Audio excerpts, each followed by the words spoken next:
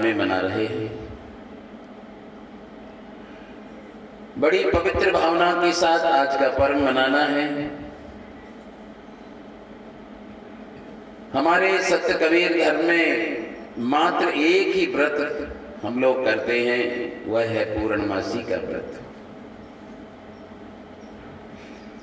देश के किसी भाग में रहूं, पूर्णमासी का पर्व हमारा विशेष रूप से जन समूह के रूप में और बड़ी सात्विकता पवित्रता के साथ मनाया जाता है। अगहन पूर्णिमा प्रतिवर्ष नर्मदा ग्राम की पावन धरा पर मनाने का संयोग बना। तो मैं, चूंकि आज हमारे त्रिदिवसीय सत्संग समागम का अंतिम दिवस है, जैसे किसी के यहाँ गाय पालते हैं, उनका दूध दोहते हैं, आज भी हमारे भारत में परंपरा जीवंत है। दूध को जमाते हैं, दही बनाते हैं, दही को बिलोते हैं, मक्खन निकालते हैं, फिर मक्खन को मथ करके दही को फिर मक्खन निकालते हैं। फिर मक्खन को भी ऐसे ही नहीं रखते, उसको भी इतना तपाते हैं, इतना तपाते, पूरे पड़ोसियों को मालूम हो जाता है कि फलाने कन्हैया जी के यहाँ घी तपाया जा रहा है। और अगर पूरी तरह से टेम्परेचर से घी तपाया गया है तो वह कांच के बर्तन में, शुद्ध बर्तन में रख दो, बहुत लंबे समय तक कुछ नहीं होता, क्योंकि सार बन गया। तो ऐसे ही 3 दिन से आप लोग खूब सत्संग का लाभ ले रहे हैं, विभिन्न विषयों पर, विभिन्न साहिब की वाणी, भजनों के माध्यम से और सत्संग के माध्यम से, चिंतन के माध्यम से खूब आप लोग सत्संग का लाभ ले रहे हैं। अब है हमें मंथन करके और सार को उठाने की जरूरत है। केवल मंथन करके छोड़ना नहीं है। इसलिए सुनन मनन निध्यासन, असन माने ग्रहण करो। पहले सुनो, फिर उस पर मनन करो। सुनन मनन, वो जो निधि आपको सार रूप मिला है उसको असन माने ग्रहण करो। वो सार वस्तु को, फोकट को सूप लगा करके बदरे को उड़ा दो, सार को। साहिब का इशारा ही है, सुनिए गुण की वार्ता, अब गुण लीजिए नाई, हंस चीर को कहत है, नीर सो त्यागे जाई। तो हमें सूर्यताम धर्म सर्वस्वम श्रुत्वा चैव विधारिताम आत्मनः प्रतिकूलानि परेशान न समाचार्य। सबकी बात सुनो, लेकिन जो सार हो उसको चिंतन मंथन करके आत्मसात करने की परंपरा सदगुरु के हर भक्त को होनी चाहिए। सार में ठहरना चाहिए। गुणग्राही बनो, सारग्राही बनो, अनुसंधानी बनो। सत्संग एक अनुसंधान है जीवन के सार सत्य को समझने के लिए। सत्संग कोई मनोरंजन नहीं है। सत्संग में मुंह देखी बात नहीं होती। मुंह देखी बात होती है तो वो सत्संग नहीं होता।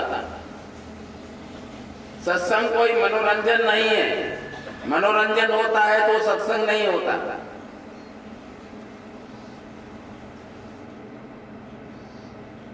सताम सज्जनानाम संगः इति सत्संगः। सदगुरु संत के सानिध्य में बैठकर सत्य के साक्षात्कारी, सत्य के पथिक, सत्य के अनुभवी महापुरुषों के सानिध्य में बैठकर हम सत्य पर विचार करते हैं, हम चिंतन करते हैं, अनुसंधान करते हैं। और जब हम सार चीज को समझ जाते हैं, उसको निध्यासन माने उसको हम ग्रहण करते हैं, असन माने ग्रहण करते हैं। हमने तो देखा है, आपने भी देखा होगा, गाय घास चरती है, उसके स्वास्थ्य के अनुकूल चीजों को खा लेती, बगल में वो सूंघ करके ही उसको एक किनारे कर देती। जो उसके अनुकूल नहीं है उसको हटा देती, नहीं खाती है। तो ऐसे ही जीवन में हमें किसको ग्रहण करना है, किसको नहीं करना है, ये बड़ी विडंबना है।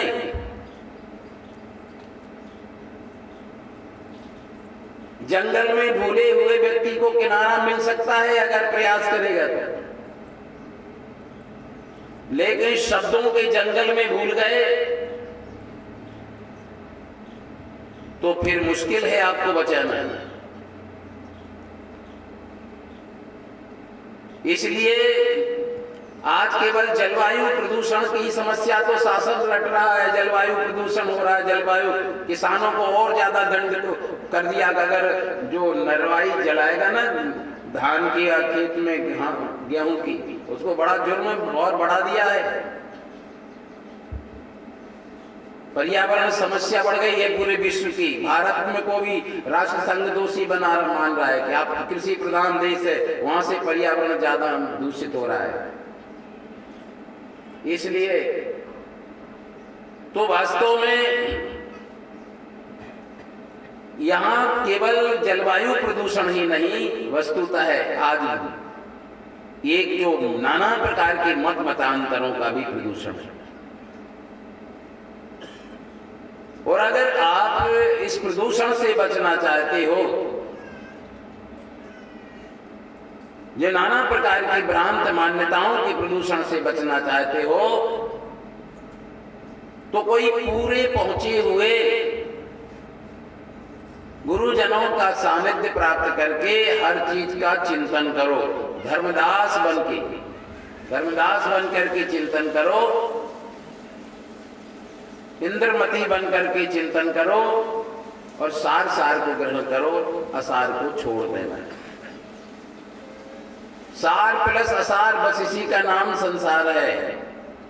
इस देश में सार भी है, असार भी, बल्कि असार ज्यादा है, सार कम है। इस बात को मैं कई बार अवगत करा चुका हूं। जैसा नाम वैसा काम होता है। संसार, सार प्लस असार, बस इसी का नाम है संसार। इस असार संसार में कौन वस्तु है सार? तो हमें सार सत्य को समझने के लिए सत्संग में जाने की आवश्यकता होती है। कल भी आदेश आग्रह किया था, आज भी आपसे आग्रह करूंगा। मानव जीवन मिला है, मानव जीवन का अगर आपकी नजर में मूल्य है तो जीवन में अधिक से अधिक समय सत्संग में लगाना। केवल धन संचय से, वस्तुओं के संकलन से आपकी समस्याएं हल नहीं होंगी। हर आदमी समस्याओं से घिरा है।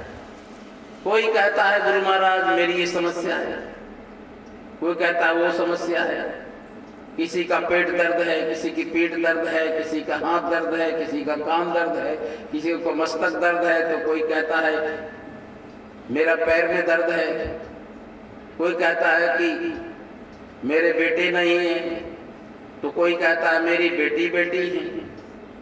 बेटा चाहिए, बेटा भी है तो कह रहा बेटा कहा नहीं मानता है। पता नहीं दुनिया को क्या है, समस्याएं उसकी पूरी होती नहीं।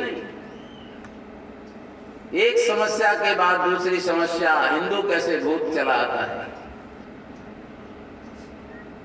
तो सारी समस्याओं का समाधान